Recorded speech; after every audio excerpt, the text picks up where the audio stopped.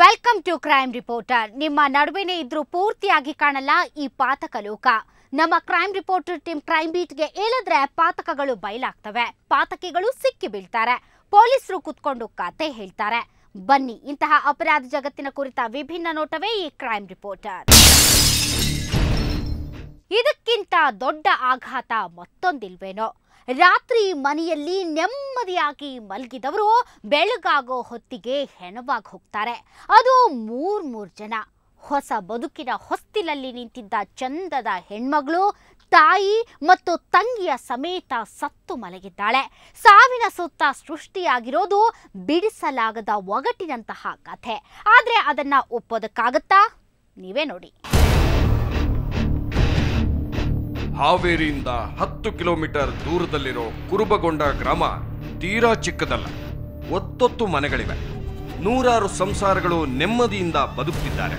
ಇನ್ನೂ ತನಕ ಇಲ್ಲಿಗೆ ಮಲೇರಿಯಾ, ಡೆಂಗ್ಯೂ ಅಂತ ಕಾಯಿಲೆ ಆಗಲಿ, ಮತ್ತೇನೋ ದುರಂತವಾಗಲಿ ನೋವಿನ ಸುನಾಮಿಯನ್ನ ಹೊತ್ಕೊಂಡು ಬಂದಿರಲಿಲ್ಲ.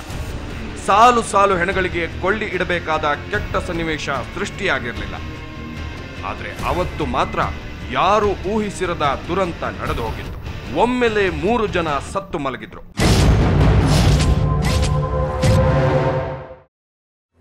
ಒಬ್ಬಳು ಅದೇ ಗ್ರಾಮದ ಹೈಸ್ಕೂಲಲ್ಲಿ ಓದುತ್ತಾ ಇರೋ ಹುಡುಗಿ ಗಂಗಮ್ಮ.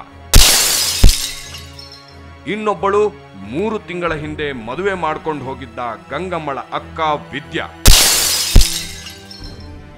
ಮತ್ತೊಬ್ಬಳು ಇವರಿಬ್ಬರನ್ನ ಹೆತ್ತ ತಾಯಿ ವಿಜಯ್ ಪಾಟೀಲ್ ಅನ್ನೋನ ಪತ್ನಿ ರತ್ನವ್ವ. ಮೂವರು ಕೊಲೆಯಾಗೋದ ದುರಂತ ಕಥೆ ತೀರಾನೇ ವಿಭಿನ್ನ. ಇಡೀ ಊರು ಕಥೆ ಕೇಳಿ ದಂಗಾಗಿದೆ. ಪೊಲೀಸರು ಗೊಂದಲಕ್ಕೆ ಬಿದ್ದಿದ್ದಾರೆ. ಅಷ್ಟು ವಿಚಿತ್ರವಾಗಿ ಹೆಣ ಬಿದ್ದಿದ್ದು ರಾತ್ರೋರಾತ್ರಿ.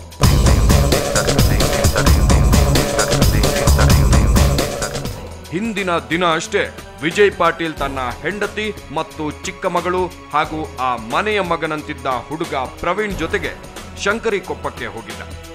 ಅದು ಅವರ ಮನೆಯ ಹಿರಿಮಗಳು ವಿದ್ಯಾಳ ಗಂಡನ ಮನೆ. ಆಕೆಗೆ 3 ತಿಂಗಳ ಹಿಂದಷ್ಟೇ ಶಂಕರಿಕೊಪ್ಪದ ರವಿ ಅನ್ನೋನ ಜೊತೆಗೆ ಮದುವೆ ಆಗಿತ್ತು. ಮೊದಲ ಬಾರಿ ಮಗಳನ್ನ ನೋಡೋದಕ್ಕೆ ಆಕೆಯ ಗಂಡನ ಮನೆಗೆ ಹೋದವರು ಅಲ್ಲಿ ಹಬ್ಬದೂಟ ಮಾಡಿ ಮಗಳನ್ನು 4 ದಿನ ಮನೇಲಿಟ್ಕೊಂಡು ಕಳಿಸ್ತೀವಿ ಅಂತಂದು ಕುರುಬಗೊಂಡಕ್ಕೆ ಕರ್ಕೊಂಡ್ಬಂದಿದ್ರು. ಅವತ್ತು ಫುಲ್ ಖುಷಿಯಲ್ಲೇ ಮನೆಗೆ ಬಂದವರು ಸಾಕಷ್ಟು ಹೊತ್ತು ಕೂತು ಮಾತಾಡಿದ್ರು. ನಂತರ ವಿಜಯ್ ಪಾಟೀಲ ನನಗೆ ಗ್ಯಾರೇಜಲ್ಲಿ ಕೆಲಸ ಇದೆ, ಮಾಡಿ ಮುಗಿಸಿ ಅಲ್ಲೇ ಮಲಗ್ತೀನಿ ಅಂತ ಹೇಳಿ ಅಲ್ಲಿಂದ ಹೊರಟೋಗಿದ್ದ. ಅವನು ಕೆಲಸ ಮುಗಿಸಿ ಅಲ್ಲೇ ಮಲಗಿದ್ದ.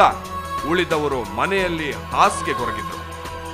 ನಿನ್ನೆ ನೈಟು ಕುರುವಣದಲ್ಲಿ ಈ ಪಾಟೀಲ್ ಅಂತ ಫ್ಯಾಮ್ಲಿ, ರತ್ನವ್ವ, ವಿದ್ಯಾ, ಆಮೇಲೆ ಗಂಗಮ್ಮ ಅಂತಂದು, ಅಕ್ಕಿ ಗಂಡ ವಿಜಯ ಅಂತಂದು ಅವನದು ಗ್ಯಾರೇಜ್ ಇದೆ. ಅವನು ಊಟ ಮಾಡಿಕೊಂಡು ಅವನು ತನ್ನ ಗ್ಯಾರೇಜ್ಗೆ ಹೋಗಿದ್ದಾನೆ ಮಲಗಲಿಕ್ಕೆ. ಇವರು ಮನೆಯಲ್ಲಿ ಇರ್ತಾರೆ 4 ಜನ, ತಾಯಿ, 2 ಮಕ್ಕಳು, ಆಮೇಲೆ ಅವ್ರ ಬ್ರದರ್ ಮಗ ಯಾರು ರತ್ನವಳ ಅಣ್ಣನ ಮಗ ಅವನು ಪ್ರವೀಣ್ ಪಾಟೀಲ್ ಅಂತಂದು ITA ಫಸ್ಟ್ ಇಯರ್ ಇದ್ದಾನೆ ಇಲ್ಲೇ ಹಾವೇರಿಯಲ್ಲಿ. ಇವ್ರ ಮನೆ ಮಲ್ಕೊಂಡಿರ್ತಾರೆ. ಹೀಗೆ ಮಲಗಿದ 4 ಪೈಕಿ 3 ಮತ್ತೆ ಮೇಲೇಳಲೇ ಇಲ್ಲ. ಮಧ್ಯರಾತ್ರಿಯ ಹೊತ್ತಿಗೆಲ್ಲ ಅನಾಹುತ ನಡೆದು ಹೋಗಿತ್ತು.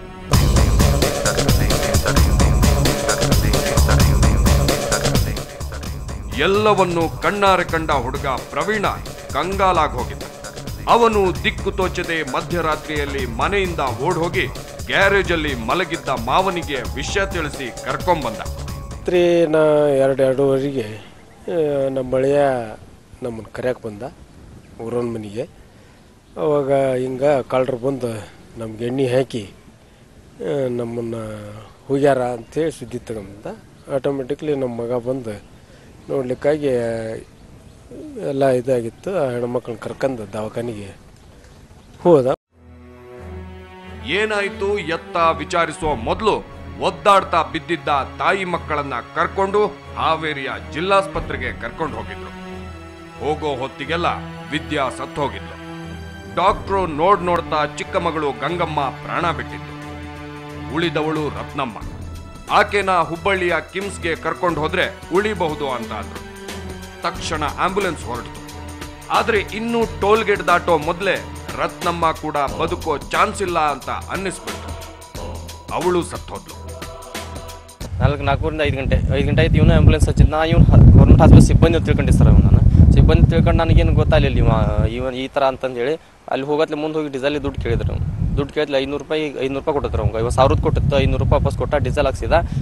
ಇಲ್ಲಿ ತಡ ಇಲ್ಲಿ ಇದನ್ನ ಹಾಸ್ಪಿಟಲ್ ತಡ ಆಯ್ತು. ಮುಂದೆ ಬರತ್ಲೆ ಇಂಜೆಕ್ಷನ್ ಮಾಡಿದ್ರು. ಇವನ ಸಲೈನ್ ಹೊಡೆದು, ಇವನ ಇಂಜೆಕ್ಷನ್ ಮಾಡಿದ, ಸಲೈನ್ ಇಂಜೆಕ್ಷನ್ ಸೂಜಿ ಹೊಡೆದು ಇವನ ಎಲ್ಲ ಮಾಡ್ಯಾನ. ಇವತ್ತು ಇಂಜೆಕ್ಷನ್ ಮಾಡ್ಲಿ ಒಂದು 10-15 ನಿಮಿಷಕ್ಕೆ ಅಲ್ಲಿ ಹೋಗೋದು ಟೋಲ್ ನಾಕಕ್ಕೆ ಹೋದ್ರೊಳಗೆ ಡೆತ್ ಆಗಿತ್ತು. ಹೀಗೆ ಮೂರು ಹೆಣ ಬೀಳೋ ಹೊತ್ತಿಗೆಲ್ಲ ಪೊಲೀಸರಿಗೆ ಸುದ್ದಿ ಹೋಗಿತ್ತು. ಸ್ಥಳಕ್ಕೆ ಬಂದು ನೋಡಿದಾಗ ಮರ್ಡರ್ ಅನ್ನೋದು ಸ್ಪಷ್ಟವಾಗ್ಬಿಡ್ತು. ಜೊತೆಗೆ ಆ ಟ್ರಿಬಲ್ ಮರ್ಡರ್ ಸುತ್ತ ಒಂದು ನಿಗೂಢ ಕತೆ ಕೂಡ ಕೇಳಿ ಬಂತು.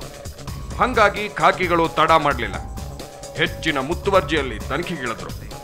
ಆ ಹುಡುಗಿ ಸೀರಿಯಸ್ ಆಗ್ತದೆ, ಗಂಗವ್ವ ಅಂತ ಆಕೆಗೆ ಏನಂದ್ರೆ ಹುಬ್ಳಿ ಸುತ್ತ ಕಳಿಸ್ತಾರೆ. ಇವರು 3 ಜನ ಇಲ್ಲೇ ಹಾಸ್ಪಿಟ್ಲಿಗೆ ಬರೋಣ, ಇವರಿಬ್ಬರು ಇಲ್ಲೇ ಹಾಸ್ಪಿಟ್ಲಲ್ಲಿ ಸಾಯ್ತಾರೆ. ಪೊಲೀಸ್ ಸ್ಟೇಷನ್ಗೆ ಸುದ್ದಿ ಬರೋಣ. ನಮ್ಮ PSI ಇವ್ರ ನಶಿನಾಗ ಹೋಗಿ ಮೀನಲ್ಲಿ ನಮಗೂ ಗೊತ್ತಾಯ್ತು. SP ಸಾಹೇಬ್ಗೂ ಹೇಳಿಂದ ನಾವು ಸ್ಪಾಟ್ ವಿಸಿಟ್ ಮಾಡಿ ಡಾಗ್ ಸ್ಕ್ವಾಡ್ ತರಿಸಿದ್ವಿ, ಫಿಂಗರ್ ಪ್ರಿಂಟ್ ತರಿಸಿದ್ವಿ. ಡಾಗ್ ಸ್ಕ್ವಾಡು ಫಿಂಗರ್ ಪ್ರಿಂಟು ಅದು ಮಾಡಿದ್ವಿ. ಒಂದು 2 ಟೀಮ್ ಮಾಡಿದ್ವಿ. ಒಂದು rural CPI, Kaginele PSI, Byadgi PSI, ಆಮೇಲೆ ಮುರುಗೇಂದ್ರ ಟೌನ್ ಕ್ರೈಮ್ ಇಲ್ಲೊಂದು ಟೀಮ್ ಅದ, ಅಲ್ಲೊಂದು ಟೀಮ್ ಅದ. We are investigating. 2-3 ತಂಡ ಮಾಡಿ ಪೊಲೀಸರು ಹುಡುಕೋದಕ್ಕೆ ನಿಂತಿದ್ದು ಆಗುಂತಕರನ್ನ, 3 ಜನರ ಪ್ರಾಣ ತೆಗೆದ ಪಾತಕಿಗಳನ್ನ. ಆದ್ರೆ ಅವ್ರು ಯಾರು, ಹೇಗಿದ್ದಾರೆ, ಯಾಕೆ ಕೊಲೆ ನಡೀತು ಅನ್ನೋದು ಯಾವುದು ಗೊತ್ತಿರಲಿಲ್ಲ. ಇಡೀ ಘಟನೆಯನ್ನ ಕಣ್ಣಾರೆ ಕಂಡ ಪ್ರಾಯದ ಹುಡುಗ ಪ್ರವೀಣ್ ಪೊಲೀಸರ ತನಿಖೆಗೆ ಯಾವ ರೀತಿಯಲ್ಲಿ ಸಹಾಯಕ್ಕೆ ಬರೋ ಥರ ಕಾಣಿಸಿರಲಿಲ್ಲ.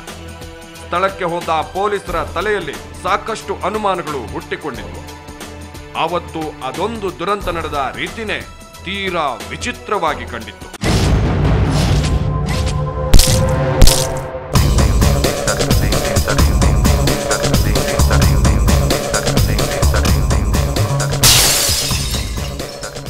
ಕುರುಬಗೊಂಡದಲ್ಲಿ ತಾಯಿ ಮಕ್ಕಳು ರಾತ್ರೋರಾತ್ರಿ ವಿಷ ಕುಡಿದು ಸಾವಿಗೀಡಾದ್ರು ಅಂದ್ರೆ ಕುಟುಂಬ ಕಲಹದಿಂದ ಆತ್ಮಹತ್ಯೆ ಮಾಡ್ಕೊಂಡಿದ್ದಾರೆ ಅನ್ಬಿಡ್ತಿದ್ರು.